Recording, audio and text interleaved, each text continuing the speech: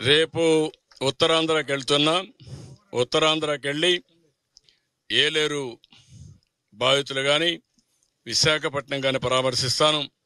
ఎల్లుండి మళ్ళీ ఇక్కడ నందివాడ బాగా దెబ్బతిన్నారు, కొల్లేరు బాధితులు ఉన్నారు.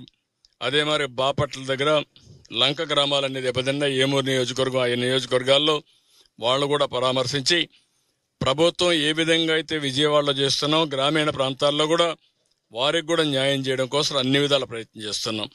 ప్రభుత్వం అనేది అందరి కోసం ఆలోచిస్తున్నాం.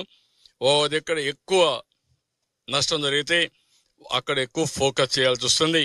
ప్రతి ఒక్కరికి తగిన న్యాయం చేసే బాధ్యత ప్రభుత్వం తీసుకుంటాం. తప్పకుండా ఇది శాశ్వత పరిష్కార మార్గం చూపించాలి. ఈ కెనాల్ అంతా కూడా లైనింగ్ చేసి నీళ్లు ప్రాపర్గా పోయేట్టుగా, బుడమేరు డ్రైన్ కూడా కొల్లేరుకి వెళ్తుంది, దాన్ని కూడా పూర్తిగా ప్రక్షాళన చేయాల్సిన అవసరం ఉంది. బుడమేరు ఆపరేషన్ కూడా స్టార్ట్ అవుతుంది.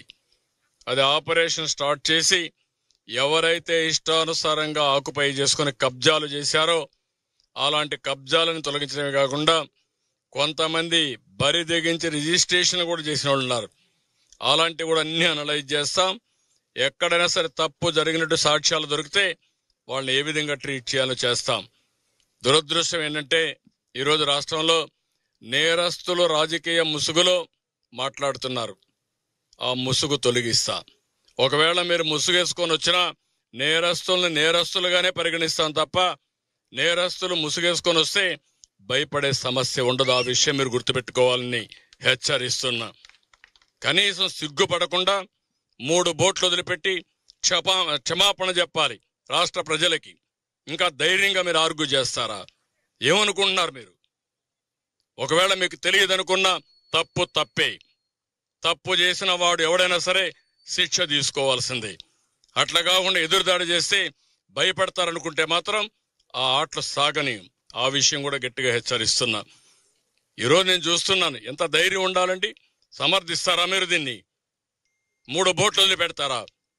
30 టన్నుల బోట్లు కట్టేయరా మీరు? లంగర్ లేదా మీకు? ఎవడు పెట్టుకు చేంతాడేసి కడతారా మీరు? ఎవడు చెప్పాడా నీకు ఇది? మీరు మనుషులా? మీరు కృష్ణా నదిది, కిందన ప్రకాశం బ్యారేజ్ ఉంది, పైన 30 టన్నుల బోట్ని మొన్నటి వరకు ఇసుక దోపిడీ చేయడానికి వాడిన బోట్ని వదిలిపెడతారా? రంగులేసుకొని వస్తారా మీరు? అంటే రంగులేసుకొని వస్తే, రాజకీయ ముసుగేసుకొని వస్తే మేము భయపడిపోవాలనా? What are you talking? ఏమనుకుంటున్నారు మీరు? ఏదో కావాలని చేస్తున్నారంట. అంటే మీరు ప్రాజెక్ట్ నాశనం చేసినా మీరు మాట్లాడుతూ ఉంటే మేము చూస్తూ ఊరుకోండాలా? మీరు ఈ మారిగా ఎక్కడికక్కడ గండ్లు పెట్టి ప్రజల జీవితాలు నాశనం చేస్తే మేము కష్టపడుతూ మిమ్మల్ని ఒక మాట అనకుండా ఉండాలనా? ఏమనుకుంటున్నారు?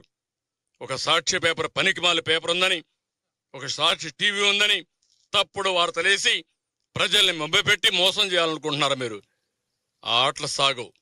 ఆ విషయం గుర్తుపెట్టుకోండి. నేరస్తులను నేరస్తులుగానే ట్రీట్ చేస్తాం, తప్పును తప్పుగానే ట్రీట్ చేస్తాం. తప్పును ఎవడు చేసినా వదిలిపెట్టే సమస్య ఉండదు. ఆ విషయం గుర్తుపెట్టుకోవాల్సి హెచ్చరిస్తున్నా.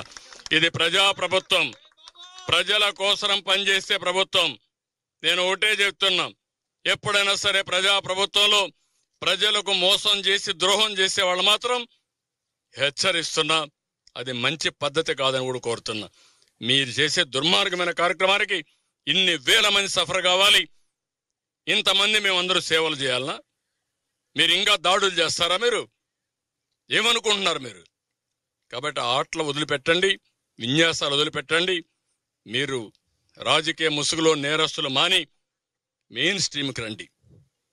రాజకీయాల్లో మెయిన్ స్ట్రీమ్కి రండి. కరుడు గట్టిన నేరస్తులు ఎవరు కూడా మీ పార్టీలో కానీ ఎక్కడున్నా ఎవరిని వదిలిపెట్టం.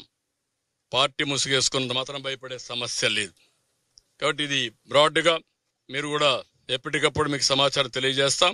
ఏం జరిగిందో ఆ విషయాలు చెప్తాం, ముందుకు వెళ్తాం. Thank you.